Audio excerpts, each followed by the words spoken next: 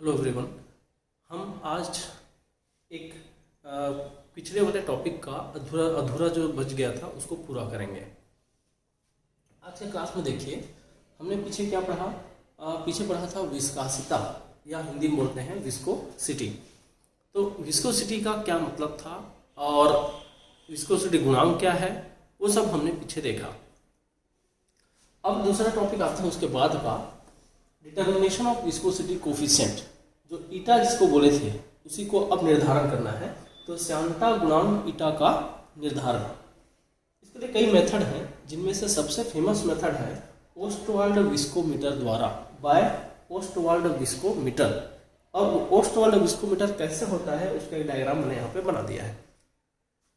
उसका जो real picture real है उसको मैं यहाँ से दिखा रहा हूँ। ये इसका रियल फॉर्म है, ठीक है। ये रबड़ बाद में लगाया गया है, रबड़ के बिना ये ऐसा ही दिखता है, ये इस तरह से, ठीक है। तो ये हमारे प्रैक्टिकल में भी यूज़ करना है। हालांकि हम अलग ऑब्जेक्ट से यूज़ करेंगे, हम सांद्रता निकालने के लिए यूज़ करेंगे, प्रतिशत संघटन निकालने के लिए यूज़ करेंगे, लेकिन इंस्ट्रूमेंट तो यही है। इंस्ट्रूमेंट यही है। जरा समझिए पहले इस इंस्ट्रूमेंट में क्या क्या होता है। एक विस्कोमीटर एक यू शेप्ड नली होती है जिसमें दो बल्ब होते हैं। एक बड़ा बल्ब होता है, एक छोटा बल्ब। बल्ब मतलब ये फुला हुआ हिस्सा। तो एक बड़ा बल्ब है और एक छोटा बल्ब है। हम यहाँ से इस रबड़ को इस वाले हिस्से में लगा देते हैं, ठीक है। और कीप के मदद से या फनल की मदद से यहाँ से जिस भी द्रव का हमको विस्कोसिटी नापना है उसको यहाँ भर देते हैं। और भर के क्या होता है उसको देखो, यहाँ भर दिए। अब यहाँ पर कुछ कुछ निशान बने होते हैं। मैंने 3 निशान लिखा है। ये ऊपर, ये बल्ब के ऊपर एकदम बारीक सा है जो कैमरे में नहीं दिख पाएगा, पर यहाँ बता देता हूँ। यहाँ पर एक निशान है, इसमें उसको ए दिए। यहाँ पर एक निशान है, उसको बी नंबर दिए। और यहाँ पर आपको दिख ही रहा है ये अलग होगा और ये मोटा हिस्सा अलग है। तो यहाँ पर जो निशान है उसको सी बोले। सी का उतना यूज नहीं है जितना ए और बी का है। अब ये हमको ऐसा दिखाई दे रहा है, ये बड़ा बल्ब है, थोड़ा ऊपर नीचे जरूर बना है, चलेगा। ये बड़ा बल्ब है और ये छोटा बल्ब है। ये इसको रिजर्वायर बोलते हैं। हाँ, यहाँ जाके जो द्रव है वो इकट्ठा रहता है। एक बार यहाँ भर दिया, कम से कम इतना भरा हुआ द्रव होना चाहिए, क्योंकि यहाँ खींचेंगे तो यही द्रव आके ऊपर चढ़ेगा, है ना। अब उसको कैसे यूज करेंगे थोड़ी देर बाद। पहले मैंने उपकरण के बारे में बात किया, तो उपकरण के बारे में हल्का बात करेंगे। आप लिखोगे कि विस्कोसिटी का निर्धारण ओस्टवाल्ड विस्कोमीटर द्वारा किया जाता है। ओस्टवाल्ड विस्कोमीटर एक यू आकार की नली होती है जिसमें 2 बल्ब होते हैं, रिजर्वायर होते हैं। एक बड़ा बल्ब, एक छोटा बल्ब। क्या बोलो भाई? फिर उसमें छोटे बल्ब के ऊपर और नीचे ए और बी चिन्ह क्रमशः बने होते हैं। थोड़ा नीचे पर सी चिन्ह बना होता है जिसके आगे ट्यूब की चौड़ाई बढ़ जाती है, जो बड़े बल्ब से जुड़ा होता है। फिर क्या करते हैं भाई? फिर इस छोटे बल्ब में एक रबड़ फिट कर देते हैं ताकि बाद में खींचने में आसानी हो। उसको मुंह से सक करना पड़ता है, या पंप है तो पंप से करते हैं। सक्शन पंप होता है तो सक्शन पंप नहीं रहता तो मुंह लगा के खींचते हैं बल्ब। तो जैसा भी हो, सक करना है वहां से। अब ये सब उपकरण का विवरण हो गया। बस शुरुआत यहीं से कर रहा हूँ क्योंकि हेडिंग मैंने उपकरण से दिया है, इसलिए शुरुआत में उपकरण के बारे में बताते हैं। तो यह एक यू आकार की नली होती है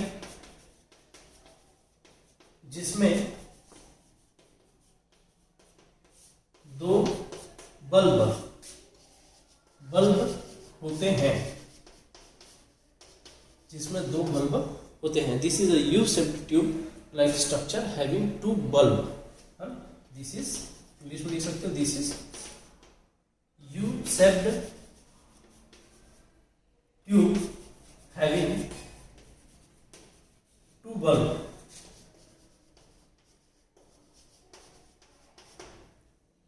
ठीक है। दूसरा पॉइंट, जो छोटा बल्ब है उसके ऊपर और नीचे मार्किंग ए एंड बी होता है ना। छोटे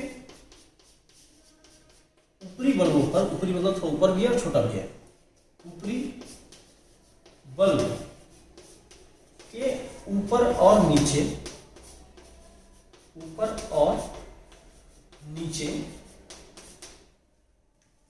चिन्ह ए और बी क्रमशः बने होते हैं।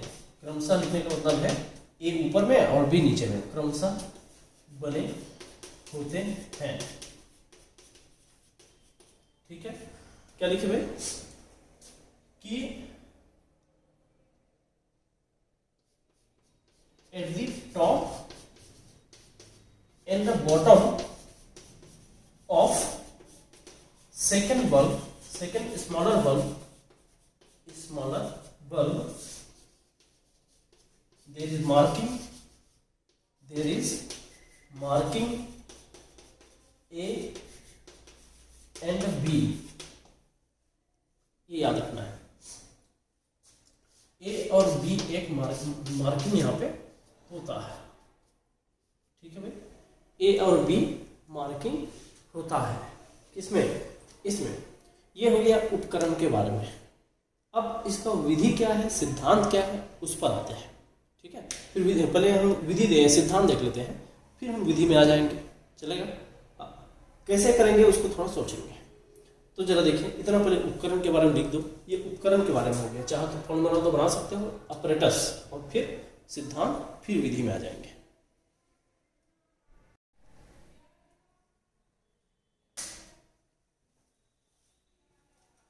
चलिए, मैं सिद्धांत में जाने से पहले विधि की बात कर लेता हूँ। सिद्धांत और गणना को एक साथ खत्म करेंगे, क्योंकि वो मैंने थोड़ा सा स्टेप को इधर उधर किया है, क्योंकि इसी में अच्छा समझ में आ रहा है ना भाई।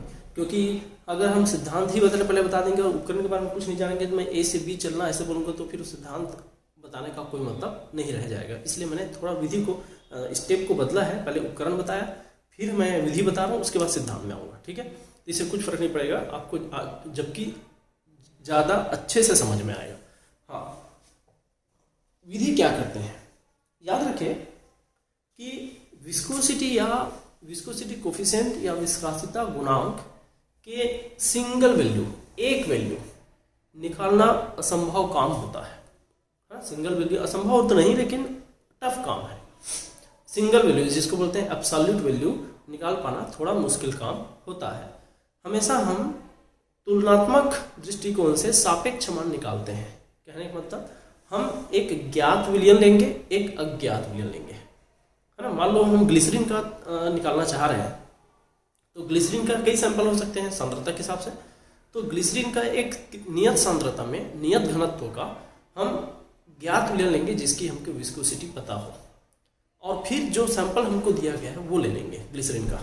तो ग्लिसरीन का एक ज्ञात हो गया, एक अज्ञात हो गया, तो ज्ञात की तुलना में अज्ञात की गणना कर लेते हैं। ज़्यादातर सेम लोगे तो ज़्यादा अच्छा इफेक्ट पड़ता है। हम तो यहाँ श्यानता को हम तुलनात्मक दृष्टिकोण से मापते हैं। ठीक है, तो मैं यहाँ बोलूँगा निरपेक्ष मान श्यानता गुणांक का, या ईटा का लिख देता हूँ, बार बार श्यानता गुणांक बोलने से अच्छा है ईटा बोल दिया जाए। ईटा का निरपेक्ष मान, निरपेक्ष मतलब सिंगल वैल्यू, किसी से तुलना किए बिना, निरपेक्ष मान निकालना कठिन कार्य है, निकालना कठिन कार्य है। इसलिए अतः ज्ञात विलयन के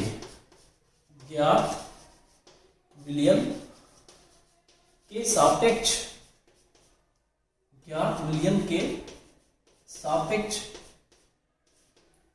ज्ञात विलयन के सापेक्ष यह कार्य किया जाता है।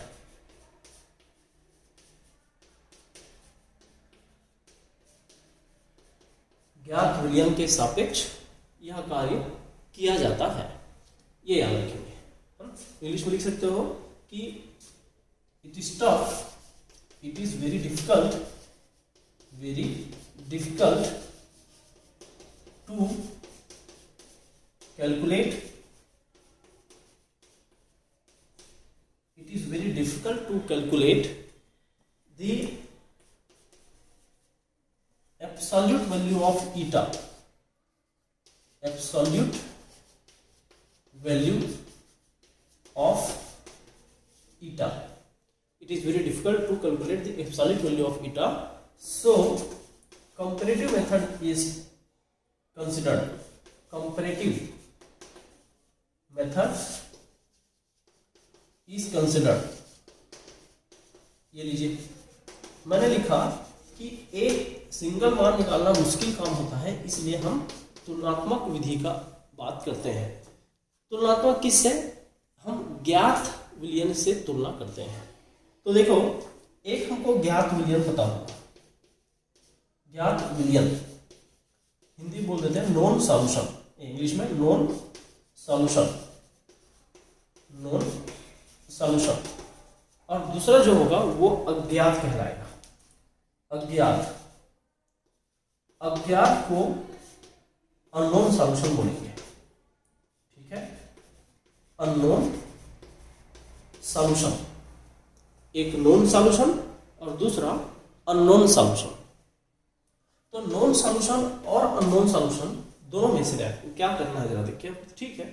नोन सॉल्यूशन और अननोन सॉल्यूशन का हम लोग निकाल लेंगे, ठीक है। तो करना क्या है, जिस भी विलयन को हमको कैलकुलेट क्या करना है, पहला मैं बता देता हूं। इसका ईटा आपको, ये इसका ईटा 1 बोल लेते हैं, पता है, नॉन रहेगा, ठीक है। डेंसिटी D1 नॉन रहेगा। एक हम निकालेंगे नया चीज, वो है टाइम T1। इधर ईटा 2 क्वेश्चन मार्क है, ये हमारा टारगेट है, या अज्ञात का। D2 ये पता होना चाहिए, और T2 अभी हम निकालेंगे, ये एक्सपेरिमेंट से है, बाय एक्सपेरिमेंट, बाय एक्सपेरिमेंट यहाँ भी और बाय एक्सपेरिमेंट यहाँ भी। ईटा क्या है? Viscosity coefficient, D for density, T for time. कौन सा टाइम है? दोनों तरफ वही मतलब है। तो टाइम ये है, क्या करना क्या है इसमें ना, अगर ये प्रैक्टिकल हम कर रहे हैं ज्ञात और अज्ञात के बीच, नोन और अननोन के बीच, तो हमको ये प्रैक्टिकल कम से कम 2 बार रिपीट करना, मतलब इसके लिए एक सेट करना पड़ेगा, इसके लिए एक सेट करना पड़ेगा, 2 सेट में करना पड़ेगा। और एक सेट में एक ही बार एक्सपेरिमेंट करना है ऐसा नहीं है, हम 3 बार कम से कम एक्सपेरिमेंट करें ताकि एरर कम हो, गलतियां कम से कम हो। तो इसके लिए 1 बार और इसके लिए 1 बार, 2 सेट करेंगे, इसमें 3 बार कर लेना, इसमें भी 3 बार कर लेना कम से कम, या जब तक हमारा रीडिंग सेम नहीं आ रहा है तब तक आप रिपीट कर सकते हो। हाँ, करना क्या है, इस बड़े वाले साइज में आप सॉल्यूशन भर दीजिए यहाँ तक, ठीक है। फिर आप यहाँ से पंप के जरिए हो या मुंह से सक करना पड़े, यहाँ से सक करिए, ठीक है। मेरे पास है, ये लीजिए, कि हमने यहाँ पर भर दिया सॉल्यूशन, फिर यहाँ से ऐसे मुंह लगा के मैं खींचूंगा इस तरह से, तो ये चढ़ना चाहिए ऊपर, ठीक है। और कभी कई बार एक बार में नहीं होता सांस, तो सांस रोक कैसे दबा देगा, फिर दोबारा कोशिश करके जितना चढ़ गया वहां से फिर आगे कंटिन्यू कर लेना, ये आपके ऊपर है कैसे करना है। लेकिन चढ़ाना कहाँ तक है? यहाँ तक, जहाँ पर एक साइन बना होगा, यहाँ एक साइन बना रहता है थोड़ा सा लकीर जैसा, इस साइन तक चढ़ाना होता है। यहाँ तक चढ़ा, उसके बाद इसको दबा के से रोक ले रहा हूँ, या पूरा थोड़ा ज़्यादा चढ़ा ले रहा हूँ यहाँ तक, और इसको धीरे धीरे इधर ढीला कर करके ऐसा धीरे धीरे नीचे सरकाते जाओ। तो नीचे सरकेगा, जहाँ पर यहाँ आके रुकेगा वहीं पर इसको अच्छे से टाइट पकड़ लो, इसको बंद करके और रोक दो। ये हो गया ए पॉइंट पर। फिर उसके बाद ए पॉइंट में जैसे ही हमारा विलयन चढ़ा, इसको बंद करके रखना पड़ेगा ना, नहीं तो गिर जाएगा पूरा। तो यहाँ ए पॉइंट पर जैसे चढ़ा, करना क्या होता है, यहाँ ए पॉइंट पर चढ़ा, अब सॉल्यूशन को नीचे गिरने देना है, लेकिन उससे पहले हम स्टॉप वॉच स्टार्ट कर लेंगे, या घड़ी में टाइमर देखना शुरू कर देंगे, है ना, मोबाइल में भी होता है आजकल, लेकिन हम स्टॉप वॉच यहाँ मैनुअल रखते हैं, उसको देखेंगे। स्टॉप वॉच यहाँ से शुरू कर दिए, स्टॉप वॉच चलना शुरू किए, यहाँ से लेके यहाँ तक, कहने का मतलब ए से लेके बी तक का डिस्टेंस ट्रेवल करने में उस लिक्विड ने कितना समय लिया, कितना समय लिया, ये इंपॉर्टेंट चीज होता है। उसको हम लोग सेकेंड में नोट करेंगे, ठीक है, सेकेंड में नोट कर लेंगे यहाँ से यहाँ तक चलने में लिया गया समय को। तो यही प्रोसेस एक बार नोन के साथ करेंगे, एक बार अननोन के साथ, 2 बार करना है। तो ये 2 सेट में हमारे पास T2, T1 और T2 आ जाएगा। अब उसको गणना कैसे करना है, यहाँ डाटा बना देना, ध्यान रखें यहाँ डाटा कैसे बनाते हैं भाई, यहाँ टेबल में बनाते हैं 3 बार। यही एक्सपेरिमेंट सेम सॉल्यूशन से 3 बार रिपीट करेंगे कम से कम, या कई बार रिपीट करेंगे, और जो एकदम पास पास वैल्यू है उन पास पास में 3 चाहे 10 बार रिपीट करो, लेकिन रिपीट इतना करें कि बार बार वही वही रीडिंग वापस आए, या सेम एकदम आसपास हो, एकदम डिफरेंस मत आए। किसी में 50 मिनट आया, 50 सेकंड आया, अगली बार 70 सेकंड आया, ऐसा नहीं चलेगा। 70 सेकंड आया तो कोई बात नहीं, आने दो, आप दोबारा करो। जिस समय लगातार 3 रीडिंग एकदम पास पास आया, 50, 51, 52 इस तरह से, तो आप उसको ले लो तीनों को। तो आखिरी के 3 रीडिंग लेना है जिसमें गलती सबसे कम हो, रीडिंग एकदम पास पास हो। तो ऐसे 3 रीडिंग हमको लेना होता है, यहाँ भी 3 रीडिंग लेना होता है, और तीनों का औसत निकाल के एक टाइम बताना है। तीनों का औसत निकाल के एक टाइम बताना है, वही T1 होगा वही T2 होगा। ये इसका प्रैक्टिकल तरीका है। अब इसे कैलकुलेट कैसे करेंगे विस्कोसिटी अननोन सॉल्यूशन का। तो ये विस्कोसिटी अननोन सॉल्यूशन निकालने के लिए अब थोड़ा कैलकुलेशन का हेल्प लेंगे, और अब थ्योरीज में थ्योरी एंड कैलकुलेशन एक साथ। ठीक है, प्रोसेस क्लियर हो गया। 2 बार हमको निकालना है रीडिंग, है ना, गलतियां ना हो करके एक प्रैक्टिकल को कई बार रिपीट करते हैं, जिससे हमको बार बार पास पास रीडिंग आने वाले 3 रीडिंग को ही लिखते हैं। भले आप 10 बार किए होंगे, लेकिन जो सबसे लास्ट के 3 रीडिंग लिखते हैं जो सबसे पास पास आया है ना, वो गलतियों को कम करने के लिए। सेम यहाँ भी, सेम यहाँ भी। ठीक है, तो ये हो गया विधि कैसे करना है। अब मैं बात करता हूँ मेथड के बाद कैलकुलेशन और इसके थ्योरेटिकल पॉइंट पे। ठीक है, नोट करें इसको।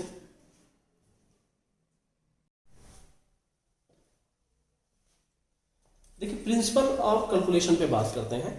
हमने बोला है कि एक बार नोन सॉल्यूशन और एक बार अननोन सॉल्यूशन लेंगे। अननोन सॉल्यूशन दोनों में हमने बात क्या था, यहाँ 𝜃1 इधर, 𝜃2 मैंने इधर कर दिया। ये क्वेश्चन मार्क है, इसको हमको पता होगा क्योंकि ज्ञात है, नोन है। डेंसिटी भी ज्ञात होना चाहिए। ठीक है, यहाँ डेंसिटी भी, यहाँ भी ज्ञात होना चाहिए। और नंबर ऑफ टाइम, ऐसा लिखो time to travel A to B, है ना, ऐसा लिखो time for travelling distance from A to B by this solution. और यहाँ T2, ये भी हमको ज्ञात होना चाहिए। ये हम एक्सपेरिमेंट से निकालेंगे। अब करना क्या है, दोनों में समझिए। यहाँ एक चीज ये देखें, ईटा जो है वो प्रोपोर्शन होता है डेंसिटी और टाइम के। और अगर रिलेशन में आप कंटिन्यू करोगे आगे, तो यहाँ पर कांस्टेंट लगा के इसको इक्वल भी कर सकते हो, K D1 और T1। फिर इधर भी 𝜃2 प्रोपोर्शन टू D2 और T2 है। यहाँ पर भी 𝜃2 इक्वल्स टू K बस लिखें, D2 और T2 है, कांस्टेंट सेम रहेगा। तो अब ऐसे निकल गया हमारे पास। तो अब हम क्या करेंगे, सीधा सीधा दोनों का रेशियो बना देंगे।